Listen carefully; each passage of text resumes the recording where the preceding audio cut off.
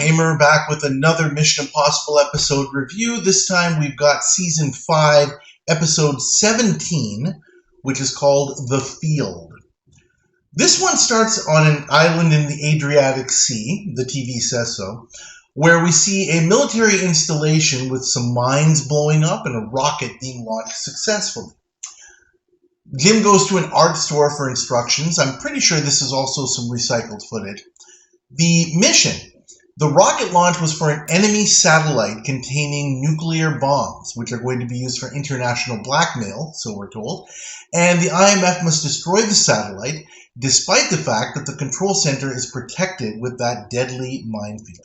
We have an apartment scene with Barney telling us that the mines were cleverly designed by American defector Arthur Norris and can't be disarmed except from inside the control center.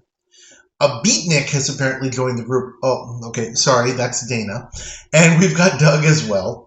Paris will impersonate Norris, but says he doesn't need a mask because none of the people at the control center have actually seen him.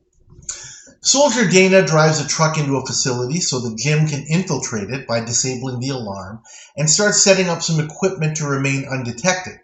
He opens a safe using some sort of X-ray scanner to look at the tumblers, apparently, and is able to get the minefield schematic and return to the truck. Paris and Doug get into Norris's apartment, which is empty because he's with his girlfriend, Catherine Barat, who tells him not to worry about what he told her. It'll be okay. Your secret is safe with me.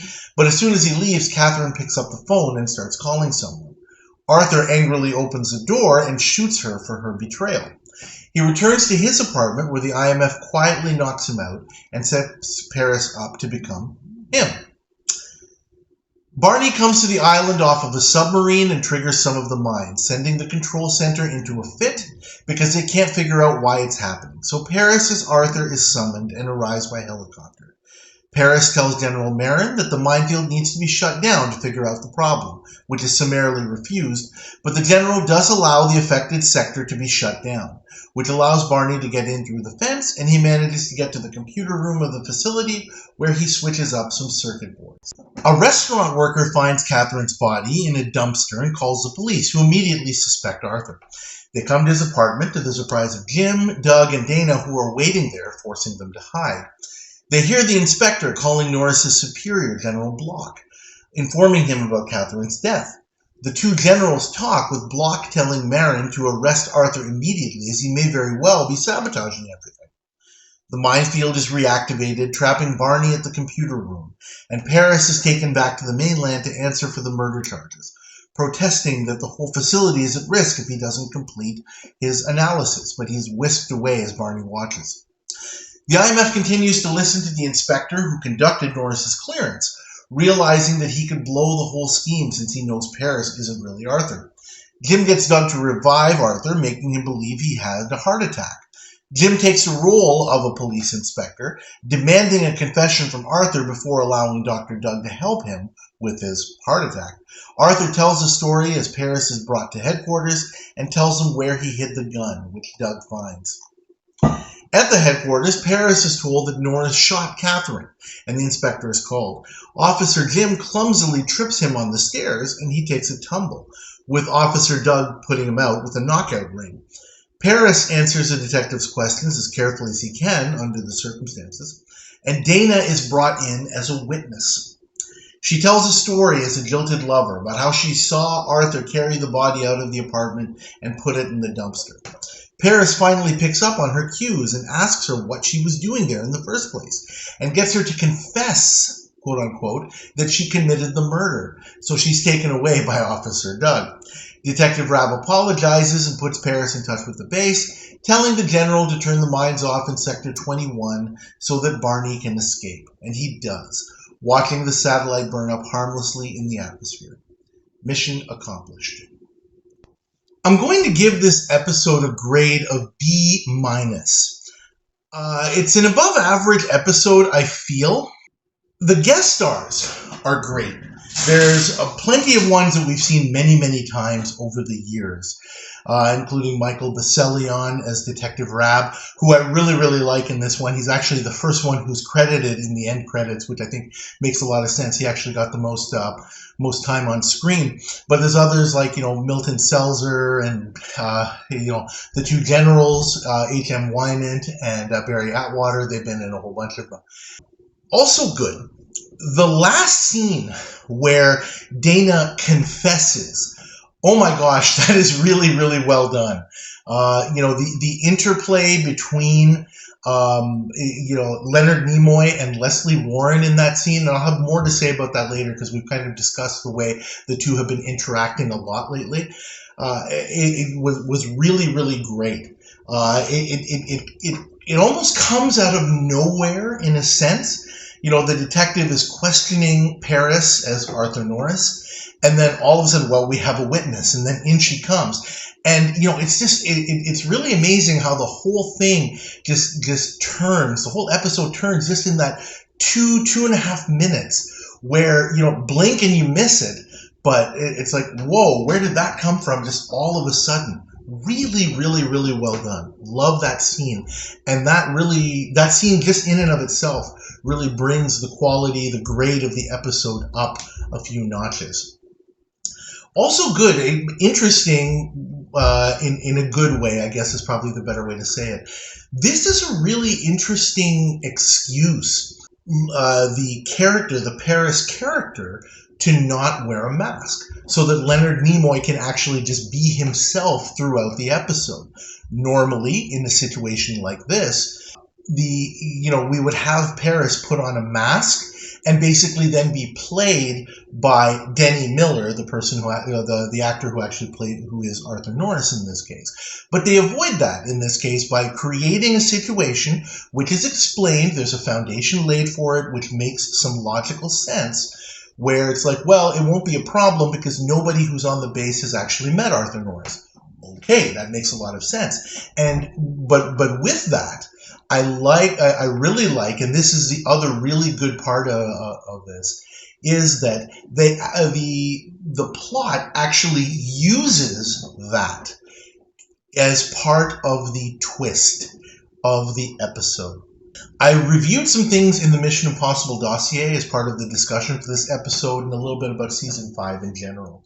And I've been mentioning that, and to be honest, maybe I did read it in the dossier way back, but I'd kind of forgotten all the details.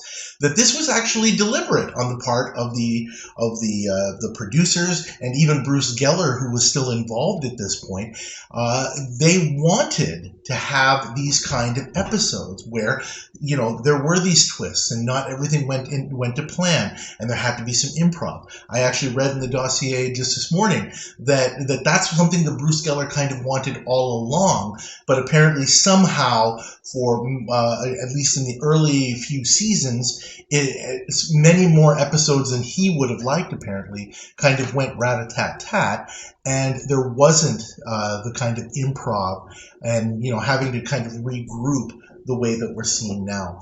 I really like the way that this episode takes that thing where Paris doesn't wear a mask for reasons, and then turns that into something that is meshed perfectly into the plot. Because he's not wearing a mask, well, okay, now he's in a little bit more trouble. The thing about those plot twists is that some are better than others. We've seen quite a few in all sorts of different ways.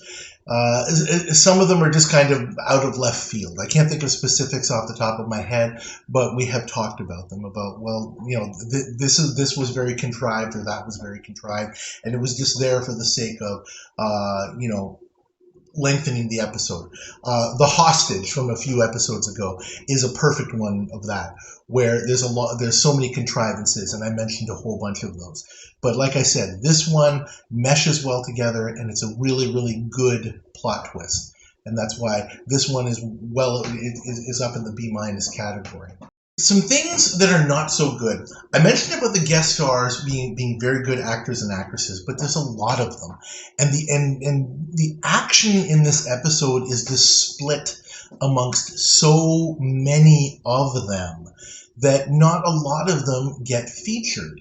Leonard Nimoy obviously has quite a bit of time, but other than him, and I guess you could say Michael Baselion as Detective Rab, they have that key scene at the end with Lesley Warren, of course. The action is split amongst so many people, including the guest stars and even the IMF. Individual, Peter Graves doesn't get a whole lot of time. Sam Elliott doesn't get a whole lot of time. Barney is basically kind of stuck, crouching and hiding for most of the episode. And I guess it's kind of necessary to the plot.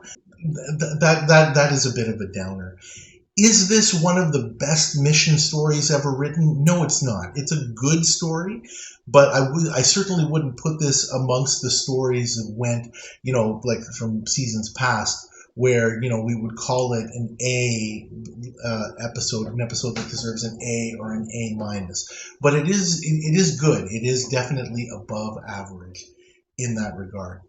About what I had mentioned earlier, which I've alluded to here, and again, as I mentioned, I reviewed this in the dossier. It was clear that Leonard Nimoy had kind of checked out by this point mentally. I also reviewed that Lesley Warren, by this time, really did feel like a fish out of water on the series, and that she wasn't really, as interested as she may have been at the beginning. She felt apparently that she had been shoehorned into many roles. And I think that's true. We've talked about that over the season. Mostly I've mentioned a few episodes where it's like, oh, this is really a good fit for Lesley Warren just because of her age and the way that she looks. And many episodes don't have that.